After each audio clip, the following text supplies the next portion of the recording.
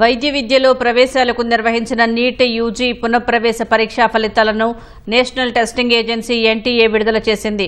దాదాపు 20 లక్షల మంది విద్యార్థులు పరీక్షకు హాజరు కాగా 11.21 లక్షల మంది వైద్య, దంత వైద్య, ఆయుష్, ఇతర అనుబంధ వైద్య కోర్సుల్లో ప్రవేశాలకు అర్హత సాధించారని ఎన్టీఏ తెలిపింది. పంజాబ్కు చెందిన ఆర్యన్ గుప్తా, హర్యానాకు చెందిన పన్సుల్ బన్సల్ 715 మార్కులతో టాపర్లుగా నిలిచారు.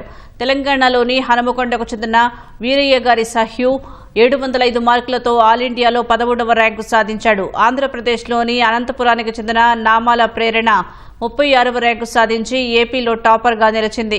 మొత్తంగా 19 మంది 700కు పైగా, 138 మంది 690కి పైగా మార్కులు సాధించారు. తొలుత ఈ ఏడాది మేలో నీట్ యూజీ పరీక్షను ఎన్టీఏ నిర్వహించింది. ఆ సమయంలో ప్రశ్నాపత్రం లీక్ కావడంతో ఎన్టీఏ ఆ పరీక్షను రద్దు చేసింది.